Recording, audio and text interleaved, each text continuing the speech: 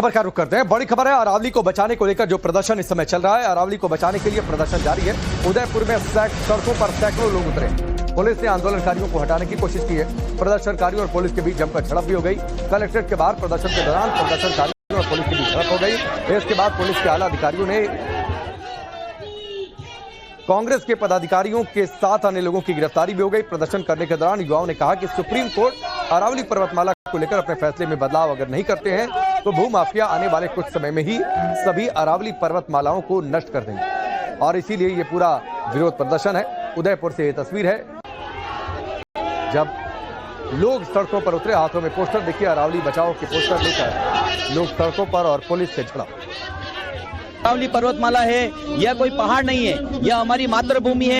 ये हमारे अभिभावक हैं जिन्होंने वर्षों से हमारी सभी प्रकार के आंधी, तूफान, बारिश, भूकंप सभी से हमारी रक्षा की है और एक अभिभावक की तरह खड़े रहे हैं। साथ ही हमारा जैसे एक अभिभावक अपने बच्चों का पालन पोषण करता है, उसी तरीके से अरावली की पहाड़ियों से निकलने वाले फल, फूल, वनस्पति, औषधि सभी। अरावली को लेकर केंद्रीय पर्यावरण मंत्री का बड़ा बयान सामने आया। अरावली रेंज में कोई भी खदान नहीं खोली गई। सुप्रीम कोर्ट के फैसले की बातों को छिपाया जा रहा है। अरावली रेंज में 0.19% क्षेत्र में ही खनन संभव है। सुप्रीम कोर्ट का फैसला अरावली के 90% क्षेत्र की रक्षा करे। सेव अरावली को लेकर आंदोलन चल रहा है और इस बीच केंद्रीय पर्यावरण मंत्री का यह बयान। दिल्ली, हरियाणा, राजस्थान और गुजरात में विरोध प्रदर्शन चल रहा है। इसी बीच केंद्रीय पर्यावरण मंत्री भूपेंद्र यादव ने एक इंटरव्यू में बताया कि सुप्रीम कोर्ट के फैसले से अरावली के 90% क्षेत्र की रक्षा हो सकेगी। इसके साथ ही भूपेंद्र यादव ने कहा कि अरावली रेंज में कोई खदान नहीं खोली गई है। केंद्रीय मंत्री ने कहा कि लोगों के बीच भ्रम फैलाया जा रहा है, जबकि सुप्रीम कोर्ट के फैसले की दो अहम बातों को छिपाया जा रहा है।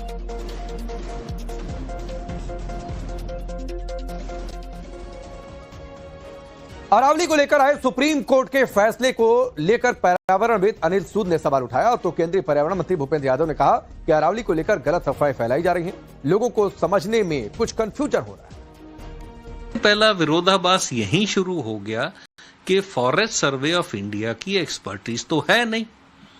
जब फॉरेस्ट सर्वे ऑफ इंडिया की एक्सपर्टीज है नहीं और जियोलॉजिकल सर्वे ऑफ इंडिया जो है वो एप्रोप्रिएट अथॉरिटी है, तो जियोलॉजिकल सर्वे ऑफ इंडिया से सर्वे क्यों नहीं कराया गया? और एक तरफ जब सुप्रीम कोर्ट ये मानती है कि अरावली रेंज का सारा जो है होलिस्टिक व्यू लिया जाना चाहिए और इसको जो पूरी तरह से एनालाइज करके इसकी स्टडी करके फिर माइनिंग परमिट की जानी चाहिए, तो फिर एफएसआई द्वारा प्रपोज डेफिनेशन एक्सेप्ट करने की इतनी जल्दी क्यों थी? सुप्रीम कोर्ट ने अपने जजमेंट में दो बातें कही जो लोग छुपा रहे हैं। पहला, सबसे पहले पैराग्राफ जो है उसमें उन्होंने मिनिस्ट्री ऑफ एनवायरनमेंट फॉरेस्ट के ग्रीन अरावली वॉल मूवमेंट को अप्रिशिएट किया। दूसरा, उन्होंने कहा अरावली पहाड़ी और अरावली रेंज क्या होगी। तो दुनिया भर में जियोलॉजी की जो वैज्ञानिक जो जियोलॉजी में काम करते हैं, भूविज्ञान, भू सर्वे विज्ञान में काम करते हैं, तो वहां एक स्टैंडर्ड डेफिनेशन रिचर्ड मार्फी की मानी जाती है कि जो 100 मीटर की ऊंची पहाड़ी होती है उसको पर्वत माना जाता है। ठीक है, अब जब 100 मीटर ऊंची पहाड़ी को पर्वत माना जाता है तो केवल उसकी ऊंचाई पर्वत नहीं होती, ऊंचाई से लेके और धरातल तक, मतलब कोई भी पर्वत श्रृंखला ऐसी ईंट की दीवार की तरह खड़ी नहीं होती, वो एक बड़ी गोलाकार आकृति है। हाँ, उसका धरातल मतलब उसका जो बेस है, उसके धरातल से लेके और ऊंचाई तक जो जाएगी वो पूरी की पूरी 100 मीटर संरक्षित है। एक जो भ्रम फैला रहे हैं कि केवल ऊंची पहाड़ियों, उसके साथ में पड़ने वाली उसके धरातल में जो छोटी पहाड़ियां जो स्ट्रक्चर है वो सारा संरक्षित है।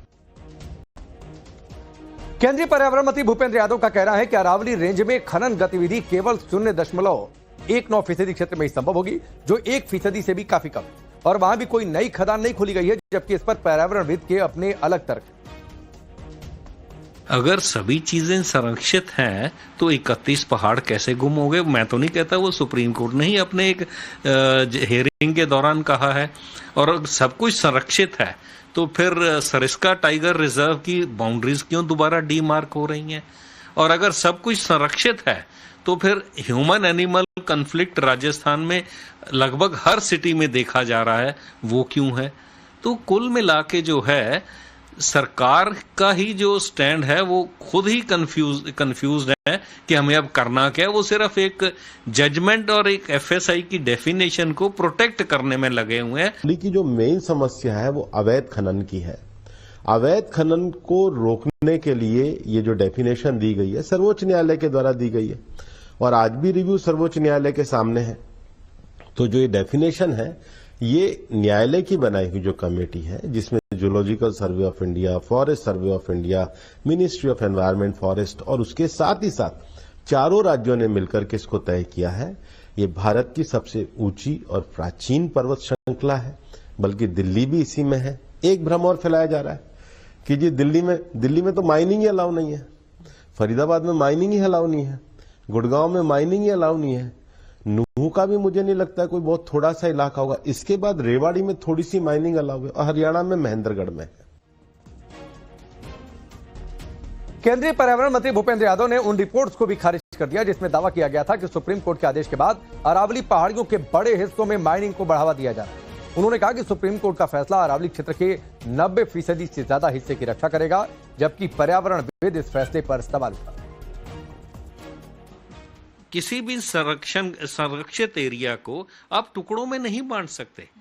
जब ये गुजरात से चलता है, दिल्ली में आके अरावली रेंज दिल्ली में जिसको रिज कहा जाता है, ये नॉर्थ कैंपस के बाद ये अंडरग्राउंड चली जाती है और जाके हरिद्वार में फिर रीअपीयर होती है। तो क्या आप ये कह सकते हैं कि दिल्ली से हरिद्वार के बीच में इवन अंडरग्राउंड भी अरावली रेंज नहीं है? नई माइनिंग सुप्रीम कोर्ट का जो प्लान है, साइंटिफिक प्लान, पहले साइंटिफिक प्लान होगा, आईसीएफआर होगी, उसके बाद सोचा जाएगा।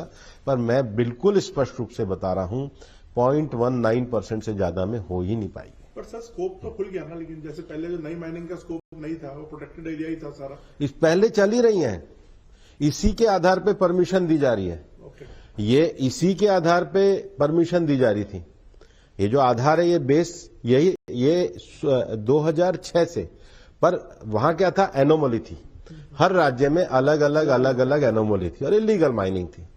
रेस्ट्रिक्टेड और प्रोहिबिटेड एरिया का डेफिनेशन क्लियर होने से आप स्ट्रिक्ट मेजरमेंट कर सकते हैं। सड़कों पर सैकड़ों लोग उतरे। पुलिस ने आंदोलनकारियों को हटाने की कोशिश की है। प्रदर्शनकारियों और पुलिस के बीच जमकर झड़प भी हो गई। कलेक्ट्रेट के बाहर प्रदर्शन के दौरान प्रदर्शनकारियों और पुलिस के बीच झड़प हो गई। इसके बाद पुलिस के आला अधिकारियों ने कांग्रेस के पदाधिकारियों के साथ अन्य लोगों की गिरफ्तारी भी हो गई। प्रदर्शन करने के दौरान युवाओं ने कहा कि सुप्रीम कोर्ट अरावली पर्वतमाला को लेकर अपने फैसले में बदलाव अगर नहीं करते हैं तो भूमाफिया आने वाले कुछ समय में ही सभी अरावली पर्वतमालाओं को नष्ट कर देंगे। और इसीलिए ये पूरा विरोध प्रदर्शन है। उदयपुर से ये तस्वीर है जब लोग सड़कों पर उतरे, हाथों में पोस्टर, देखिए अरावली बचाओ के पोस्टर लेकर लोग सड़कों पर और पुलिस से झड़प। अरावली पर्वतमाला है, यह कोई पहाड़ नहीं है, यह हमारी मातृभूमि है। ये हमारे अभिभावक हैं जिन्होंने वर्षों से हमारी सभी प्रकार के आंधी, तूफान, बारिश, भूकंप सभी से हमारी रक्षा की है और एक अभिभावक की तरह खड़े रहे हैं। साथ ही हमारा जैसे एक अभिभावक अपने बच्चों का पालन पोषण करता है, उसी तरीके से अरावली की पहाड़ियों से निकलने वाले फल, फूल, वनस्पति, औषधि सभी। अरावली को लेकर केंद्रीय पर्यावरण